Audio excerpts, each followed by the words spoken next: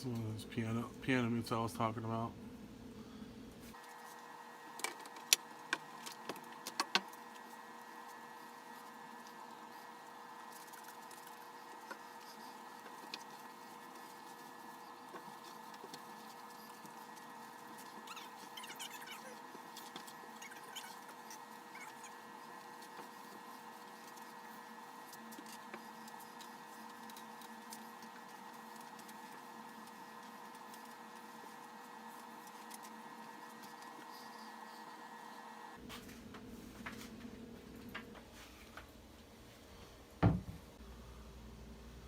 So this is my baby grand piano. It's a Davis & Sons.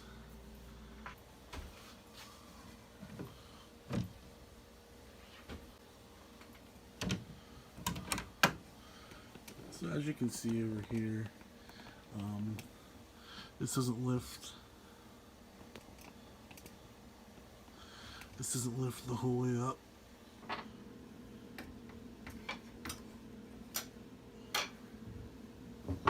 I don't really keep it up for what I'm doing. You can see right here, I put the mics in here and here, and then put a blanket over to kind of get, I feel like it strengthens the sound for what I want to do.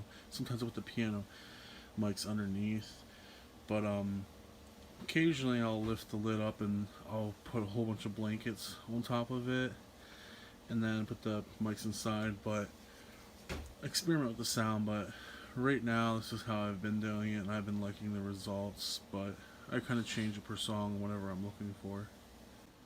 So you can see here a lot of the damage that was done when I got this piano. There's probably had plants sitting, you can tell they had cups sitting.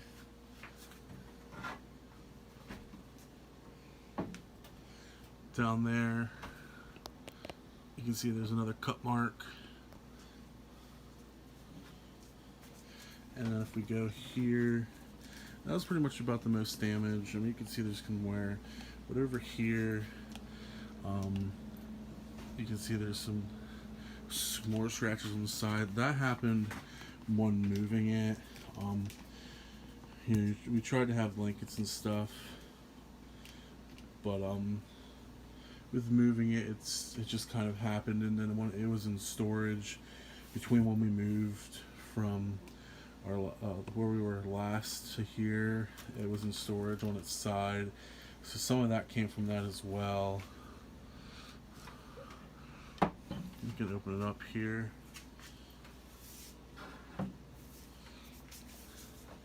And you can see the keys are in pretty good shape. There wasn't much damage there. So you can see there's some more scratches here. Some of the stuff was here, like that, and some of it happened when it was in store, sitting on its side and got moved.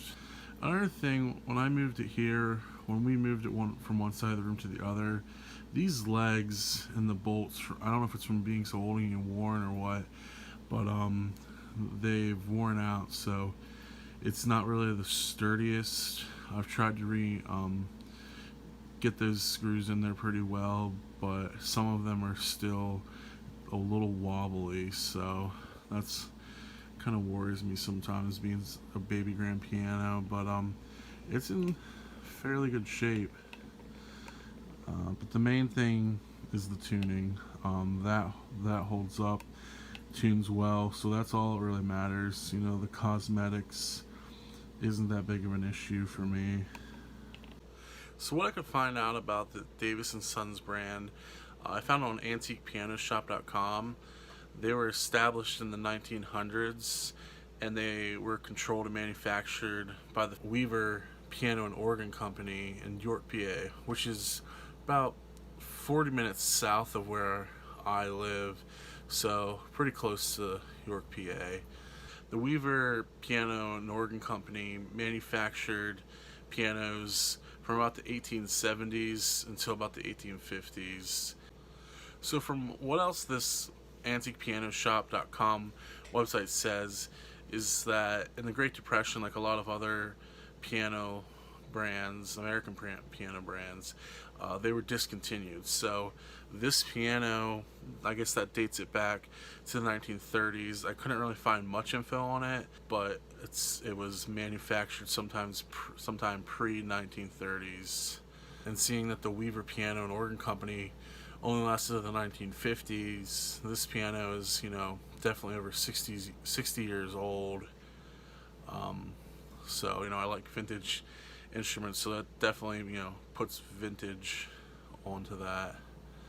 Weaver Piano Company also built some other popular brands like the Livingston, York, and Lincoln.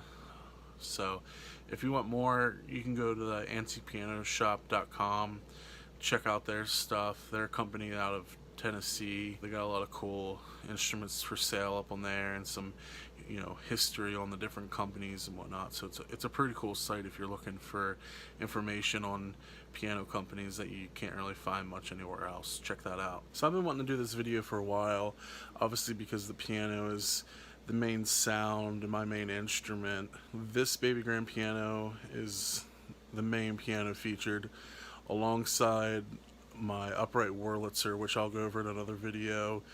The Wurlitzer I've had since high school, around high school, for about 8 or 9 years.